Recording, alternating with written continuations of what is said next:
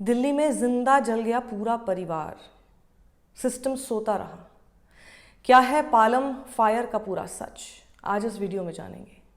अब ज़रा कल्पना कीजिए, आप अपने परिवार के साथ सो रहे हैं और अचानक नीचे आग लग जाए, जिसका धुआं और आग पूरी का पूरा आपके ऊपर 4th फ्लोर जहाँ पर आप रहते हैं वहाँ तक पहुँच जाए।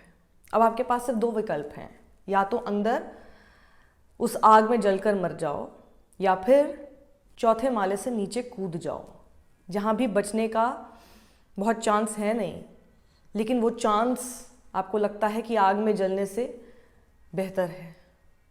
सोचिए, ये विभत्स घटना हुई है दिल्ली के पालम में, जहाँ एक ही परिवार के 9 लोग इस तरह से मर गए। कुछ ही मिनटों में जिंदा जल गए, जिसमें 3 बच्चे, मतलब उनकी उम्र ऐसी है कि जिन्होंने अभी दुनिया भी नहीं देखी थी। न जाने क्या सपने होंगे, क्या कुछ करना चाहते होंगे, उनके परिवार के उनको लेकर सपने होंगे।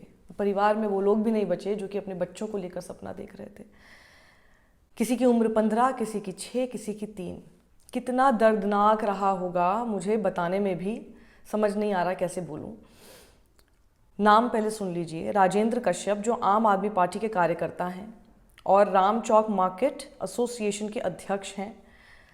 घटना के समय वो गोवा में थे और उनकी पत्नी लाडो देवी, जो कि 70 वर्ष की थीं, बेटे प्रवेश, जो कि 33 वर्ष के थे, मुझे थे लगाना पड़ रहा है इन सबके नाम के आगे, आप समझ सकते हैं कि ये अब जीवित नहीं है, और कमल, जो कि 39 वर्ष के थे, बेटी हिमांशी, जो सिर्फ 22 साल की थी, बहुएं आशु, जो 35, और साथ ही दीपिका, जो 28 साल की थी, और 3 पोते पोती, जैसे मैंने पहले बताया कि एक 15, एक 6 और एक 3 वर्ष के, आग में जलकर मर गए। जब आग लगी उस समय इमारत में कुल 12 लोग मौजूद थे, और कश्यप के बाकी 2 बेटे, एक सचिन जिसकी उम्र 29 वर्ष है, और अनिल जिसकी उम्र 32 वर्ष है, और साथ ही अनिल की 2 साल की बेटी घायल हो गए और उन्हें अस्पताल में भर्ती कराया गया है। यानी 12 में से 9 लोग जिंदा जल गए, बाकी तब बचे जब वो बालकनी से कूदे। अब पूरी घटना को जरा आप सिलसिलेवार तरीके से समझिए। सुबह 6:30 से 6:45 के बीच का वक्त था। बिल्डिंग के ग्राउंड फ्लोर में शॉर्ट सर्किट हुआ और बताया जा रहा है कि पानी की मोटर घंटों से चल रही थी और उसी में फॉल्ट की वजह से आग लग गई। अब सबसे खतरनाक चीज क्या थी वो भी समझिए। नीचे दुकानें, कपड़े और कॉस्मेटिक्स की। कपड़ा बहुत जल्दी आग पकड़ता है, यानी हाईली फ्लेमेबल मटेरियल वहां पर रखे हुए थे, और कॉस्मेटिक्स जिसमें इनफ्लेमेबल मटेरियल्स होते हैं। तो सब कुछ एक साथ मिलकर आग को और भी ज्यादा तेजी से फैलाने का काम इन सामान ने किया। ऊपर पूरा परिवार सो रहा था, मतलब आप ये समझ जाइए कि नीचे पका पकाया बारूद रखा हुआ था और ऊपर इंसान।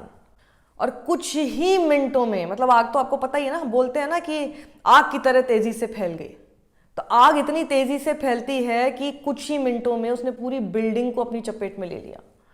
लेकिन अब इसमें समझने की बात यह है कि आखिर मौत का जाल कैसे बना। ये एक डेथ ट्रैप है, ये सिर्फ एक आग लगने जैसी घटना नहीं है। गली को देखिए जरा, एकदम संकरी गली। बताया जा रहा है कि वहां पर एक ही एग्जिट था, और सोचिए, एक कमरे में पूरा परिवार है, बच्चे रो रहे हों, बाहर जाने का रास्ता बंद हो और कुछ ही मिनटों में ऑक्सीजन खत्म हो जाए। यही हुआ उस दिन। लेकिन रेस्क्यू में क्या गड़बड़ हुई, अब आता है सबसे बड़ा सवाल। 7 बजे फायर ब्रिगेड को कॉल किया गया, 7:15 तक टीम पहुंच भी गई। मतलब ऐसा नहीं कि फायर ब्रिगेड को पहुंचने में देरी हुई हो। 7 बजे कॉल किया, 7:15, 15 मिनट के अंदर फायर ब्रिगेड की गाड़ी वहां पर मौके पर पहुंची हुई थी। लेकिन अब देखिए, समझिए कि कैसे फायर ब्रिगेड समय पर पहुंचने के बावजूद नहीं आग को काबू में कर पाई। उसका कारण सुनिए। पीड़ितों के एक परिजन के आरोप हिला देने वाले हैं, और उनके आरोपों के मुताबिक ही मैं आपको बता रही हूं कि कैसे पूरा सिस्टम इस पूरे मामले में एक्सपोज होता है। दिल्ली फायर सर्विस के अनुसार उन्हें सुबह 7 बजे कॉल मिली और तुरंत 30 फायर टेंडर और साथ ही 2 हाइड्रोलिक क्रेन, जिन्हें ब्रॉन्टो स्काईलिफ्ट कहा जाता है, वो भेजे गए। हालांकि एक परिजन ने यह भी आरोप लगाया कि एक ही क्रेन थी जो कि मौके पर पहुंची और वो भी खराब थी, जिससे बचाव कार्य में देरी हुई। यानी जिन मशीनों से लोगों को बचाया जा सकता था वही काम ही नहीं कर रही थी या संख्या में कम थी। मतलब जो फायर सर्विस जितना दावा कर रहा है उससे संख्या में कम थी।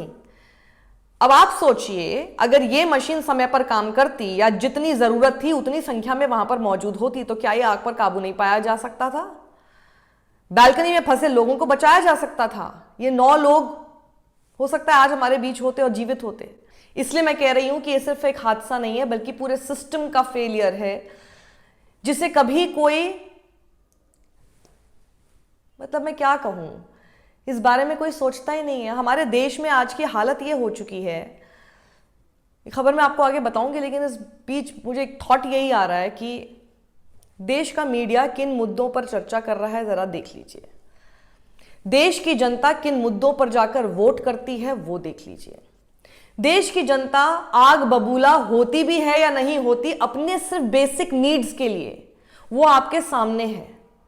देश की जनता खुद ऐसे सारे ट्रैप में फंस जाती है जिससे उसका कोई लेना देना नहीं है, लेकिन वो कैसे एक पूरे राजनीतिक दलों के प्रोपेगेंडा में शामिल हो जाती है उसे भी समझ में नहीं आता। लेकिन जिस दिन वो घर में सो रही होती है, उनके बच्चे आग में झुलसकर जल रहे होते हैं उनकी आंखों के सामने, वो लाचार वहां खड़े रहते हैं और सोचते रहते हैं कि सिस्टम से समय रहते सवाल कर लिया होता तो आज ये दिन नहीं देखना होता।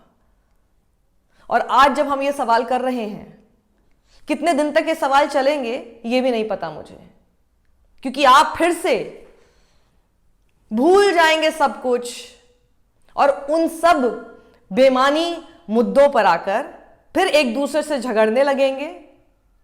धर्म की चाशनी ऐसे आपको चटा दी गई है कि आपको उसके आगे फिर कुछ दिखाई नहीं देता। फिर भले ही आपके आंखों के सामने आपके बच्चे मरते रहे। मैं यहां पर यह नहीं कहना चाह रही हूं कि किसी ने कहा वोट किया था नहीं किया था, मैं ये नहीं कह रही हूं, पर मेरा कुल मिलाकर सब लोगों से यह कहना है कि असल मुद्दे फायर सर्विसेज सही ढंग से काम कर रही हैं या नहीं, उनके पास मशीनें हैं या नहीं, या फिर दुरुस्त हैं या नहीं, ये तब देखा जाएगा जब देश में असल मुद्दों को हमारे सामने उठाया जाएगा और उनके ऊपर सवाल किया जाएगा। जब देश की सिस्टम को, सिस्टम बोल रही हूं मैं क्योंकि यहां पे जैसी सरकार बोलूंगी तो यहां पे हो सकता है कई लोग जो सुन रहे होंगे डिवाइड हो जाएंगे। तो देश का सिस्टम जब ये देख रहा है कि आप तो बहुत आसानी से बाकी चीजों के ऊपर आग बबूला हो जाते हैं लेकिन इन मुद्दों पर आपको कोई मतलब नहीं है, असल चीज जो कि आपकी जान ले सकती है, जहां लापरवाही हल्की सी भी हुई, पता नहीं किसके ऊपर उसकी गाज गिरेगी, ये किसी को नहीं पता। जब आप वो नहीं उठाएंगे तो सिस्टम क्यों सोचेगा कि इन मशीनों को दुरुस्त कराना चाहिए या जाके इंस्पेक्शन कर लेनी चाहिए या किसी की नौकरी हटा देनी चाहिए, किसी को सस्पेंड कर देना चाहिए, कोई औचक निरीक्षण कर लेने चाहिए। इन सब चीजों के हो ही नहीं रहा है, सब मस्त मौला घूम रहे हैं। This is how our system gets exposed only when something like this happens, and it's an irony that we are waiting for an incident like this to happen to see what a big failure our system was, लेकिन उसके बाद भी कुछ नहीं बदलता। फिर अभी देखिए आप लोगों को कैसे डिस्ट्रैक्ट कर दिया जाएगा और आप बहुत खुशी खुशी डिस्ट्रैक्ट हो जाएंगे।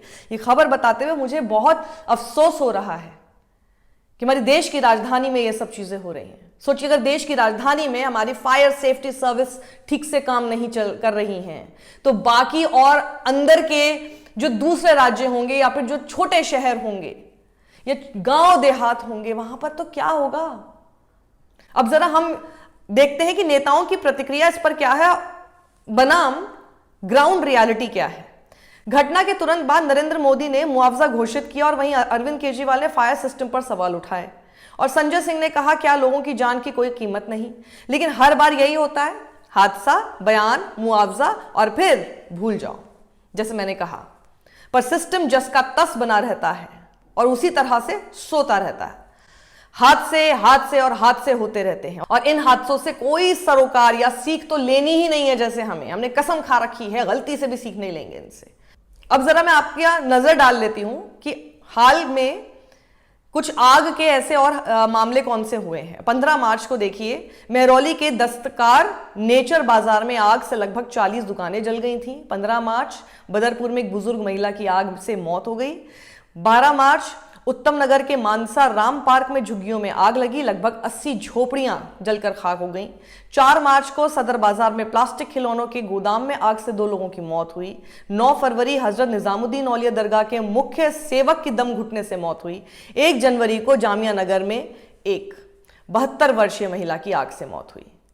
आखिर कितने हादसों के बाद हम जागेंगे? लगातार ये हो रहे हैं, उसके बाद भी हमें इस तरह की स्थिति देखने को मिल रही है हमारे फायर सेफ्टी डिपार्टमेंट में।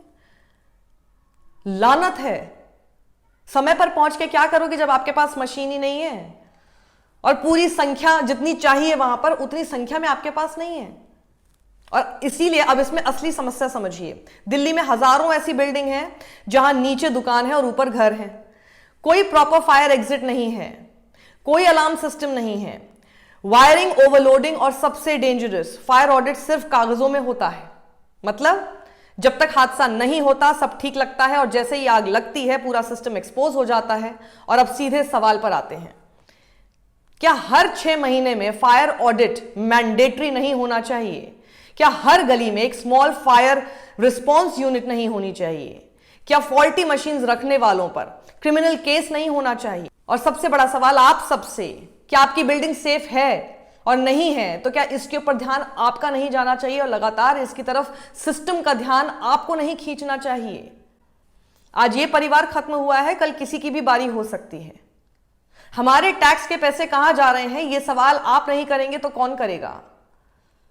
इतना खजाना सरकार के पास है, वो पैसा किन चीजों में लग रहा है? सिर्फ बजट बता दिया जाता है आपके सामने, आप भी बोर हो जाते हैं, सुनते नहीं है बजट में क्या है, सिर्फ ये देखते हैं कि हमारा कितना टैक्स कम हुआ, क्या हुआ। पर जितना टैक्स आप पे कर रहे हैं वो असल में आपके लायक इस्तेमाल हो भी रहा है या नहीं हो रहा, ऐसी चीजों में इस्तेमाल हो रहा है जिससे कि आपकी जान को खतरा हो सकता है और उसे दुरुस्त करने में लगाया जाए। क्या ये आपके मन में नहीं आना चाहिए? एक रिस्पॉन्सिबल सिटीजन के नाते क्या आपको नहीं लगता है कि आपका ध्यान इन सब मुद्दों पर ज्यादा होना चाहिए, बजाय इसमें कि व्हाट्सएप ग्रुप्स पर एक दूसरे के साथ झगड़ें या फिर आलतू फालतू बहस में पड़ जाएं, एक दूसरे से नफरत करने लगे उसकी जाति या उसके धर्म की वजह से या फिर उसकी पॉलिटिकल आइडियोलॉजी की वजह से?